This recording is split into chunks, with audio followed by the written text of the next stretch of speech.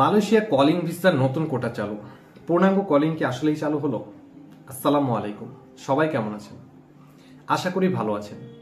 প্রিয় মালয়েশিয়াবাসী ভাই এবং বোনেরা, আপনারা যারা মালয়েশিয়া যাওয়ার জন্য অধীর আগ্রহে অপেক্ষা করছেন, আপনারা জানেন যে মালয়েশিয়া কলিং ভিসার জন্য কোটা অনুমোদন দিয়েছে।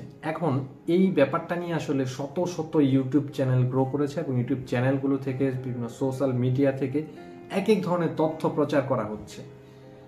এই এত সব তথ্যের ভিতরে আসল সত্য কোনটা, এই ব্যাপারে আজকে আমরা বিস্তারিত আলোচনা করব।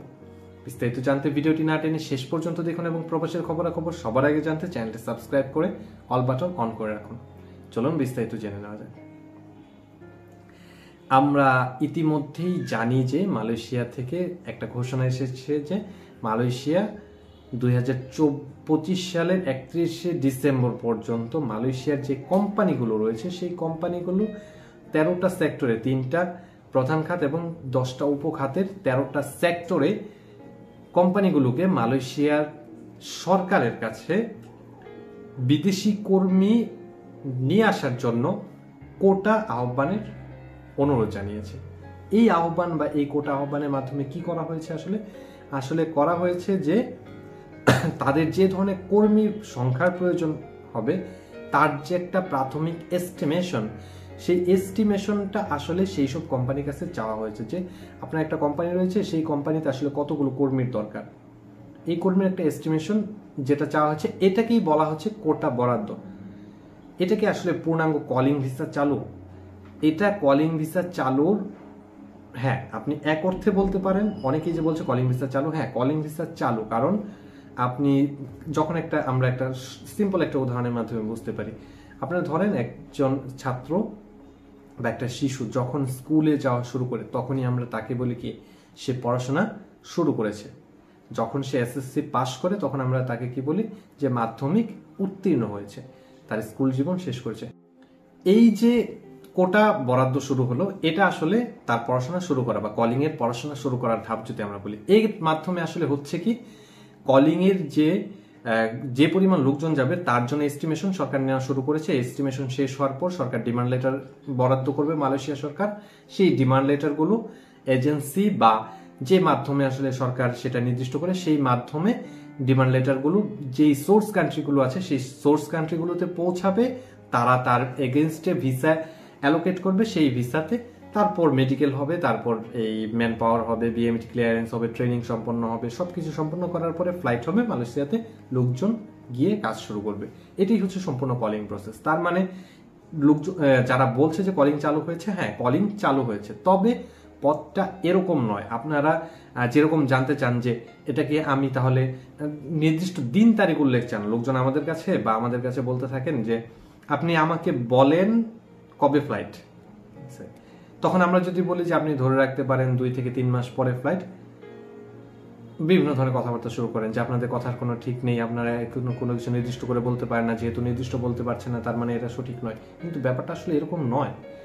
আসবে, কলিং চালু হয়েছে, এর একটা প্রক্রিয়া রয়েছে, প্রসেস রয়েছে, প্রত্যেকটা জিনিসের একটা প্রসেস রয়েছে। আপনারা যারা সত্যিকারে বিদেশ যেতে চান তারা এখন থেকে প্রিপারেশন নেওয়া শুরু করুন। প্রিপারেশন বলতে আমরা এটা বলছি না যে আপনি ভিসা পাসপোর্ট জমা দিয়ে দেন, শত টাকা একের পর এক ঢালতে থাকেন, একে টাকা দিয়ে দেন, সেকে টাকা দিয়ে দেন, ঘোষণা আসার আগে মেডিকেল করে ফেলেন না। আপনি আপনার পারিপার্শ্বিক যে প্রস্তুতি রয়েছে সেই প্রস্তুতি নেওয়া শুরু করেন। আপনার অর্থের যোগান থেকে আসবে তার একটা সোর্স করা শুরু করুন। আপনি কি ধরনের কাজে যাবেন সেই কাজটা আসলে সেই কাজটার ব্যাপারে একটু প্র্যাকটিক্যাল জ্ঞান নেওয়া শুরু করুন। এই ধরনের কাজে জ্ঞান নেওয়া শুরু করুন। এই ধরনের প্রস্তুতি আপনি সম্পন্ন করা শুরু করুন, কারণ কলিং শুরু হয়ে গেছে, কলিং এর প্রক্রিয়া শুরু হয়েছে। এরপর আসলে কি করবে? এরপর হলো সেখান থেকে কোটা অ্যালোকেট করা হবে। সেই কোটাগুলো যদি কোনো কোম্পানি যে পরিমাণ বরাদ্দ চাহিদা দিবে তার এগেনস্টে মালয়েশিয়ার যে ফরেন ওয়ার্কার্স টেকনিক্যাল কমিটি আছে সেই কমিটি এবং এফডব্লিউটিসি যেটাকে বলা হচ্ছে এবং যৌথ কমিটি, তারা যাচাই বাছাইয়ের পর তার আসলে সে যে পরিমাণ দাবি করেছে, যে পরিমাণ তার শ্রমিক লাগবে, তার লাগবে কিনা, তার ফিজিবিলিটি বা সবকিছু দেখার পর যদি লাগে, যতটুক লাগে সেই ধরনের কর্মী অনুমোদন তাকে দিবে। তারপর সেই কোম্পানির যে ভিসার জন্য যে ফিটা, সেই ফিটা প্রদান করবে, তার এগেনস্টে মালয়েশিয়া সরকার তাকে ভিসা প্রদান করবে। সেই ভিসাগুলো ডিমান্ড লেটার আকারে বাংলাদেশের এজেন্সি, সেটা সাধারণত এখন পর্যন্ত আমরা জানি নির্দিষ্ট এজেন্সির হাতেই আসবে, সেই এজেন্সিগুলোর হাতে এসে পৌঁছাবে। তারা তার এগেনস্টে কর্মীর জন্য নেওয়া শুরু করবে এবং এই প্রক্রিয়া সম্পন্ন হয়ে আস্তে আস্তে আস্তে আস্তে মালয়েশিয়াতে কর্মী যাওয়া শুরু করবে। এটাই হচ্ছে কলিং ভিসা প্রসেস। তার মানে কলিং ভিসা প্রসেস চালু হয়েছে, কিন্তু আপনারা এর মানে এই নয় যে এখনই আপনি গিয়ে হ্যাঁ আপনি একটা এজেন্সির সাথে আপনার বিশ্বস্ত যে এজেন্সি রয়েছে, যে এজেন্সি অতীতে কাজ করেছে, সেই এজেন্সির সাথে আপনি যোগাযোগ করে রাখতে পারেন, যেহেতু এখনো এজেন্সির লিস্ট প্রকাশিত হয়নি। কিন্তু অনেকে আবার বলেন যে এজেন্সি লিস্ট প্রকাশিত হচ্ছে না, তাহলে আমি কোন এজেন্সির কাছে যাব? আমাদের পক্ষ থেকে আপনাদের কাছে পরামর্শ থাকবে যে এজেন্সির যাদের আরএল নাম্বার রয়েছে, যে এজেন্সিগুলো আরএল নাম্বার রয়েছে সরকারি নিবন্ধিত যে এজেন্সিগুলো, সেই যে কোনো এজেন্সির সাথে আপনি যোগাযোগ করতে পারেন। এটা অনেকটা কিরকম, এইখানে আপনাদেরকে ভেঙে বলার ক্ষেত্রে আমি যতটুকু বলতে পারি যে অনেকটা হচ্ছে আপনি দেখেন আপনার একটা জায়গা থেকে, যেমন ধরেন একটা হানিফ বাস চিটাং থেকে যখন রওনা দেওয়া শুরু করেছে, তখন সেখানে কিন্তু লেখা থাকে ঢাকা টু চিটাগাং। ঢাকা টু চিটাগাং যখন লেখা থাকে, ঢাকার একটা মেইন কাউন্টার রয়েছে, চিটাগাং একটা মেইন কাউন্টার রয়েছে। ঢাকার সেই মেইন কাউন্টারের পাশাপাশি কিন্তু ধরেন ঢাকা গাবতলী থেকে সেটা যাত্রাপথ শুরু, গাবতলী থেকে গাবতলীর যে ধরেন গাবতলী থেকে তার যাত্রাপথ শুরু, এরপরে টিটিপাড়া রয়েছে, তারপরে সায়দাবাদ থেকে যাত্রা শুরু, টিটিপাড়া রয়েছে, রেল স্টেশন রয়েছে, ফকিরাপুল রয়েছে, সেখান থেকে আসার পর চিটাগাং রোড রয়েছে, সেখান থেকে আবার আসার পর এইভাবে কিন্তু অনেকগুলোই কাউন্টার রয়েছে। কিন্তু আমরা জানি কি, আমরা সচরাচর জানি যে সেটা সায়দাবাদ থেকে ছাড়ে, সে কাউন্টার হিসেবে সায়দাবাদ থেকে জানি। এক এক কাউন্টার থেকে তাদের বরাদ্দকৃত বলতে সে কোনো জায়গা থেকে 2টা, কোনো জায়গা থেকে 5টা, এই ধরনের কিন্তু আসলে টিকিট ব্যবস্থা করছে। এই যে সিন্ডিকেটের ব্যবস্থা করা হচ্ছে, ধরেন 100 কোম্পানি 100 এজেন্সিকে নিয়োগ দেওয়া হলো, এখন শুধু কি সেই 100 এজেন্সি লোক পাঠাবে? ব্যাপারটা কিন্তু এরকম নয়। অনেক এজেন্সি আছে, সেই সব এজেন্সির সাথে নেকো করে সাব কন্ট্রাক্ট যেটাকে বলা হয়, বিভিন্ন দেখা গেছে যে বড় একটা এজেন্সি সে 5000-এর অনুমোদন পেয়েছে, 5000 থেকে বা 1000 কর্মী পাঠানোর অনুমোদন, 1000 কর্মী ভিসা সে নিয়ে এসেছে, তাদের কাছ থেকে বিভিন্ন এজেন্সিগুলো এই ভিসাগুলো কালেক্ট করে এবং এটার কিছু প্রফিট মার্জিন তারা রাখে, সেই প্রফিট মার্জিন রেখে তারা এই ভিসাগুলো প্রসেসিং করে।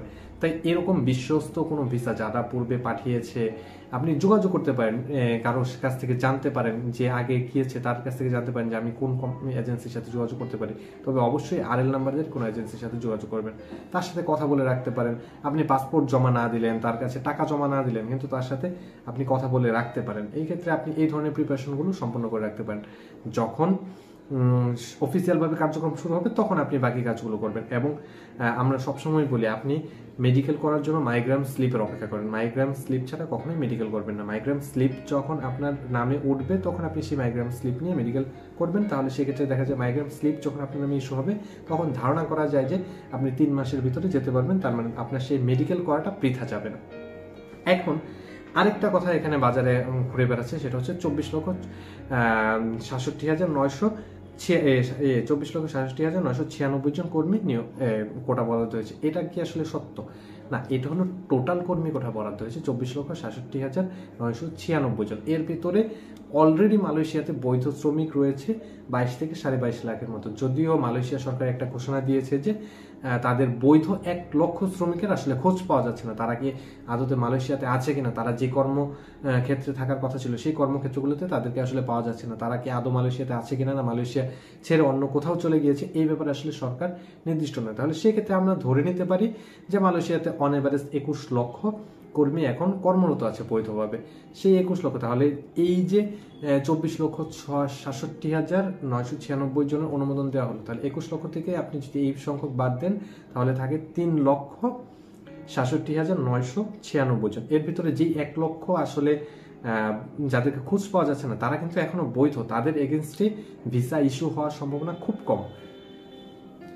এটা পড়তে পারে যা এদেরকে হয়তো বা পরবর্তীতে অবৈধদের বৈধতা দানের ক্ষেত্রে এই কোটাগুলো অ্যারেঞ্জ করা হতে পারে। তবে আপনি ম্যাক্স টু ম্যাক্স ধরে রাখতে পারেন 2.5 থেকে 3 লক্ষের মতো কর্মী যাওয়ার সুযোগ পাবে। এর ভিতরে সাধারণত মালয়েশিয়াতে মোট টোটাল ওয়ার্কফোর্সের ফরেন ওয়ার্কফোর্স যা আছে তার 37 থেকে 39% বাংলাদেশি অ্যাক্টিভ রয়েছে। আমরা যদি এই সংখ্যাটাও ধরি তাহলে সেই ক্ষেত্রে সর্বোচ্চ 70-80 বা 1 লক্ষের মতো বাংলাদেশের ভাগ্যে পড়ার কথা। কিন্তু এটাও কি আসলে 2 মাস বা 3 মাসে 1 লক্ষ যাবে? না, এটা কিন্তু একটা দীর্ঘ সময় ধরে যাবে। সাধারণত আমরা যতটুকু এখন পর্যন্ত জানতে পেরেছি 2 বছর সময়কালীন ধরে এই কর্মী যাওয়ার সম্ভাবনা রয়েছে। তাই আপনার যে এখনই খুব তাড়াহুড়ো করে যে আপনার এখনই চলে যেতে হবে ব্যাপারটা এরকম না। আপনি ভাবুন, ভেবে চিন্তে সিদ্ধান্ত নিন এবং আপনি কোন ক্ষেত্রে যাবেন, কিভাবে যাবেন, কি ধরনের অভিজ্ঞতা আপনার অর্জন করা দরকার সে ব্যাপারে আপনি সিদ্ধান্ত নিন।